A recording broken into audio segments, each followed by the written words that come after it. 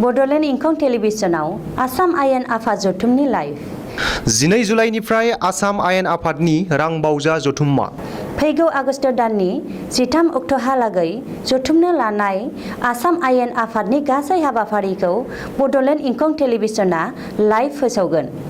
मुंख'नो गोनांदि बड'लेण्ड इंखं टेलिभिजनखौ केबल लोगोसे इउटिउबआव आरो गुबुन गुबुन बिजोङाव टेलिकास्ट खालामनाय जायो। बड'लेण्ड इंखं टेलिभिजनाव आसाम आयेन आफाद जथुमनि लाइभ 12 जुलाइनिफ्राय आसाम आयेन आफादनि रां बावजा जथुम्मा फैगौ आगस्ट दाननि 13 अक्ट'हालागै जथुमनो लानाय आसाम आयेन आफादनि गासै हाबाफारिखौ बड'लेण्ड इंखं टेलिभिजना लाइभ फोसावगोन। मुंख'नो गोनांदि बड'लेण्ड इंखं टेलिभिजनखौ केबल लोगोसे इउटिउब आरो गुबुन गुबुन बिजोङाव टेलिकास्ट खालामनाय जायो। खुलुमबाय, बड'लेण्ड इंखं टेलिभिजन स्टुडिअ आं उपमारानि दैमारि। दिनैनि गाहाय रादाबाव दं।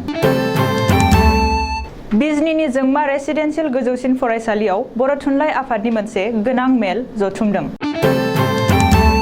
बिजनीआव मौतारा गामिनि रायजो राजाफोरा माखासे पर्टेल खौरां बिजोंनि बांद्राय बुंनानै नंखाय खौरां फोसावनायखौ सोंखारिदों। भुपेन बराखौ एपिसिसिनि आफादगिरि थिसनबाय।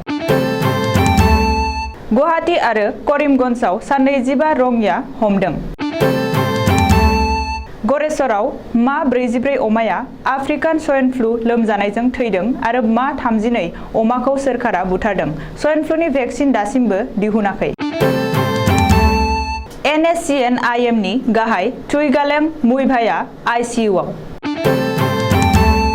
आसामाव गोदानै 1595 सुबुंनि देहायाव कर'ना पजिटिभ।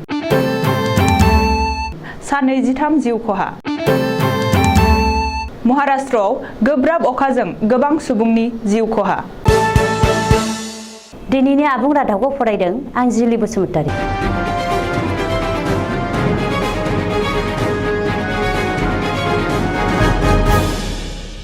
आथिखालनि कर'ना प्रट'कलखौ मानिनानै चिरां जिल्लानि बिजनीआव जोंमा रेसिडेन्सियेल गोजौसिन फरायसालियाव बिजनी जिल्ला बर' थुनलाइ आफादनि गागि आफादगिरि डक्टर गोगोम ब्रह्म कछारिनि मासि दैदेननायाव रबिबारखालि बर' थुनलाइ आफादनि मोनसे गोनांथार मेल खुंनाय जादों।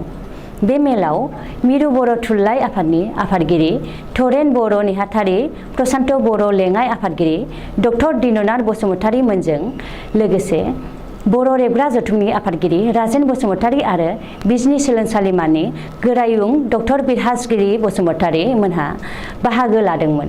बे मेलाव बर' थुनलाइ आफादनि तामुलपुर जथुम्मानि आद्रा थान्दै मेलखौ बिजनी सोलोंसालिमायाव फैगौ 2 आरो 3 अक्ट'बर 2021 आव जरखा जथुम्मा खुंनो थाखाय बानजाय आफाद दानाय जादों। बिजनी जिल्ला थुनलाइ आफादनि बानजायनायाव बे जरखा जथुमखौ खुंनाय जागोन। चिरां जिल्लानि बिजनीआव बङाइगाव जिल्ला मौतारा गामिनि रायजो राजाफोरा थांनाय 21 जुलाइ खालिनि जाथायखौ लानानै माखासे पर्टेल खौरां बिजोङा नांनायनि बांद्राय आरो नंखाय खौरां फोसावनायखौ दुखु मोननाय फोरमायनानै गोख्रों रावजों सोंखारिदों। मख'नो गोनांदि थांनाय 21 जुलाइनि जाथायखौ बिथा खालामनानै निउज 7 आरो रिपर्टार असम मुंनि मोननै पर्टेल खौरां बिजोङा नंखायै खौरां फोसावनायखौ नेवसिनानै गामिनि गावबुरा प्रदीप कुमार बसुमतारीया बुंदोंदि बेबायदि नंखाय खौरां फोसावनानै आथिखालाव बै मोननै खौरां बिजोङा बङाइगाव जिल्ला मौतारा गामिनि रायजो राजानि मानखौ हानि खालामनाय जादों। मानोना आथिखालाव मौतारा गामिनि रायजो राजाया मोनबो खोमसि फोथायनाय गैया आरो बे गामियाव गोबां लेखा गोरों सुबुं दं आरो थायो। बे गामियावनो मुलुगसोलोंसालिनि सासे बारग' डाइरेक्टरजों लोगोसे गोबां थाखोनि गोरों सुबुंनि जोनोम जादों। मानो होनोब्ला मौतारा गामिया बिजनी नोगोरजोंनो नांजाबनाय। बेखायनो मौतारा गामिनि रायजो राजाखौ मडेल पुलिसजों रुजुनानै खौरां बिजोङा मोजां जायाखै। गुबुन फारसेथिं बेबायदि नंखाय खौरां फोसावनायाव हारिजों हारि गोरोन्थि बुजिलायनानै हारि दांगा जानायसिम हालागैबो सहैनो हागौमोन होननानै गावबुरा प्रदीप कुमार बसुमतारीया बुंबावदों। बे खाबुआवनो मौतारा गामिनिनो सासे आइजो फोरोंगिरि रुक्मिनी दैमारियाबो बुंदोंदि जाय इस्लाम धोरोमारि सिख्लाखौ हरनि समाव गामिनि रायजो राजाया हमथादोंमोनब्लाबो बै आइजोखौ अजर होजाथाव जेबो गोरोन्थि हाबा मावनाय जायाखै। नखरनिखौ लेंहरनानै गासै जाथायनि सोमोन्दै मिथिहोनाय जादोंमोन आरो बेनि अनगायैबो पुलिसनोबो खौरां हरनाय जादोंमोन। बेखायनो माखासे पर्टेल खौरां बिजों निउज 7 आरो रिपर्टार असमआ फोसावनाय खौरांआ गासिबो नंखाय आरो सोंखारि जाथाव। बेखायनो इयुनाव बेफोरबायदि खौरांखौ दा होबावथों होननानै गोख्रोङै बुंदों। आसाम प्रदेश कंग्रेस कमिटिया गोदान दैदेनगिरि मोननो हाबाय। रिपुन बरानि उनाव एपिसिसिनि बिबानखौ भुपेन बरानो गथायनाय एआइसिसिआ गोदान आफादगिरि थिसननांगौखौ लाना गोलाव सम पार्टिनि गेजेरावनो एना एनि आरो दुंहाव थासारि सोमजिनायनि उनाव सनिबारखालि एआइसिसिआ बिहपुरिया बियाबनि बारग' एमएलए आरो एआइसिसिनि नेहाथारि भुपेन बराखौ एपिसिसिनि गोदान आफादगिरि थिसनबाय। मख'नो गोनांदि एपिसिसिनि गागि आफादगिरि रिपुन बराया थांनाय बिधान सभा बिसायख'थियाव कंग्रेसआ गाज्रियै जेननायनि बिबान रुजुनना आफादगिरि मासि एंगारदोंमोनब्लाबो गोदान आफादगिरि थिसनजासिम रिपुन बरायानो एपिसिसिखौ सामलायबोदोंमोन। नाथाय गोबांथार दाबि खालामनायनि उनावबो पार्टिनि आफादगिरिखौ सोलायैयाव मरियनीनि एमएलए रूपज्योति कुर्मीया कंग्रेस नागारना बिजेपिआव हाबहैनायनि उनाव आरोबाव माखासे कंग्रेस दैदेनगिरिफोरा बिजेपि फारसे मोखां जालांहांनायखौ नोजोर होना पार्टी हाइकमान्डआ दैदेनगिरि सालायनायनि थांखि लानो गोनां जायो आरो मैया भुपेन बराखौ एपिसिसिनि गोदान आफादगिरि सायख'यो। कंग्रेस पार्टीनि सुलुङाव फोरमायथिनाय बायदिब्ला पार्टी हाइकमान्डआ भुपेन बराजों लोगोसे सुरुखेत्रीनि एमएलए जाकिर हुसेन सिकदार, नर्थ करिमगंजनि एमएलए कमलेश्वर दे पुरकायस्थ आरो जरहाटनि बारग' एमएलए आरो एआइसिसिनि नेहाथारि राणा ग'स्वामीमोनखौ एपिसिसिनि मावफुं आफादगिरि महरै थिसनदों। दिनै गुवाहाटी रेल स्टेशनाव सा 10 रहिंग्या हमदों। पल्टन बाजार रेलवे पुलिसआ दिनै गुवाहाटी रेल स्टेशननिफ्राय सा 10 रहिंग्याफोरखौ हमनो हादों। मिथिनो हानाय बायदिब्ला गुवाहाटी रेल स्टेशनाव हमजानाय रहिंग्याफोरा बदरपुरनिफ्राय दिल्ली फारसे थांनो फैदोंमोन। नाथाय गुवाहाटी रेल स्टेशनाव रैखाथि बिफाना हमनो हायो। बबेखानि हमजानाय सा 10 रहिंग्याफोरनि सा 6 आइजो, सा 3 हौवा आरो सा 1 उन्दै खुदिया। मख'नो गोनांदि मैयाबो करिमगंज जिल्लायाव सा 15 रहिंग्या हमनो हादों। रेलवे रैखाथि बिफाना सा 15 रहिंग्याफोरखौ मैया करिमगंज जिल्लानि बदरपुर रेल स्टेशनाव हमदों। आसामाव आयेन बेरेखायै हाबसनफैना करिमगंज जिल्लायाव हमजाफैनाय सा 15 रहिंग्याफोरनि गेजेराव सा 6आ उन्दै उन्दै खुदिया, सा 6 हौवा आरो सा 3 आइजो।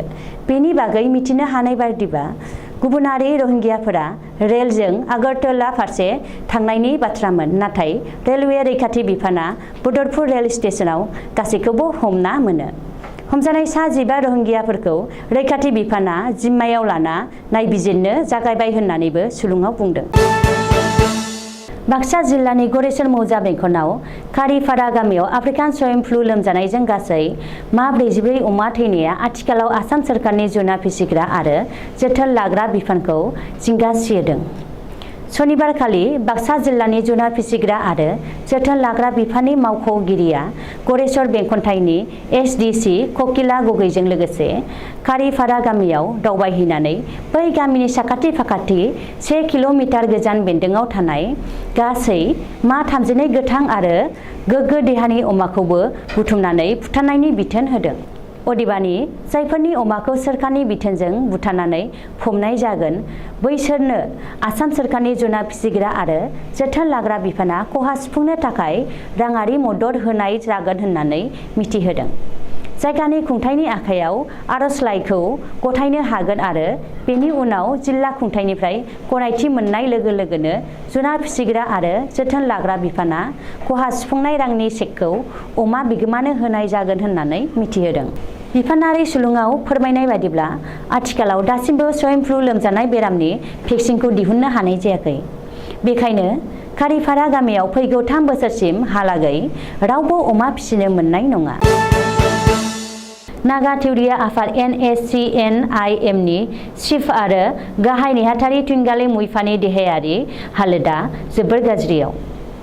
सनिबारखालि हराव थुंगाले मुइफाखौ गोब्राब हालोदाव ICUआव थिसननो गोनां जादों।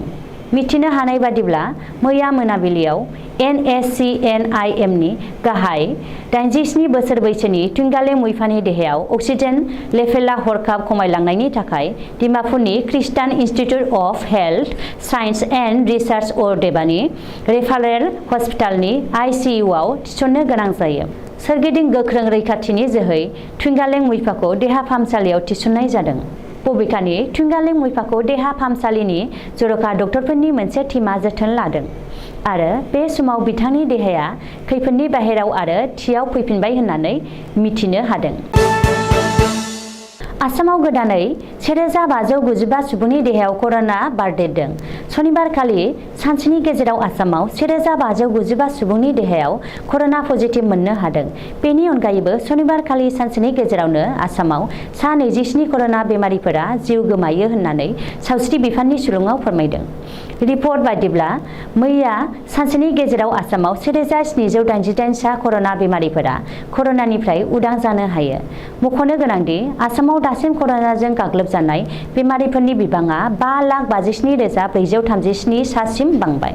सावस्रि बिफाननि सुलुङाव फोरमायनाय बायदिब्ला बे समाव आसामाव 14,379 एक्टिभ कर'ना केस दं आरो बिसोरखौ रायजोनि गुबुन गुबुन देहा फाहामसालियाव ट्रिटमेन्ट सोलिगासिनो। थांनाय 15 जुलाइनिफ्रायनो मुम्बाइ आरो मुम्बाइनि खाथि खाला जायगाफोराव गोब्राब अखा हानायजों गोबां नखर आरो सुबुंनि जिउ खहा जायो।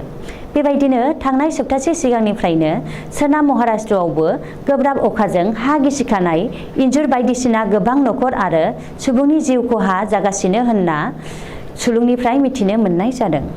भारतनि बोथोर बिगियानख' एबा IMD बिफाना महाराष्ट्रनि गोबां जिल्लाफोराव सुबुंनि रैखाथिनि थाखाय रेड एलार्ट लाहार-फाहार खालामनाय जादों। सोनाब महाराष्ट्रनि पुणे मण्डलआव गोब्राब अखाजों खाथिनि दैमाया उसिफावनायाव 84,452 सुबुंफोरखौ रैखाथि जायगायाव दैथायहरनाय जायो। दानिया बोथोरनि खौरां। गाबोन समबारखालिनि बड'लेण्डनि बोथोर।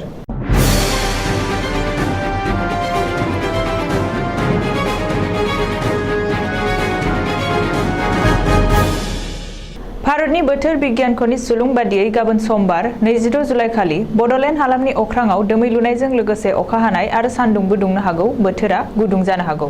बड'लेण्डनि आवथायाव थानाय मोनब्रै जिल्लानि बोथोरनि गाबोननि सुलुंफोरा जाबाय फारियै क'क्राझार जिल्ला। गाबोन क'क्राझार जिल्लायाव बोथोरा 32 डिग्री सेलसियास जागोन।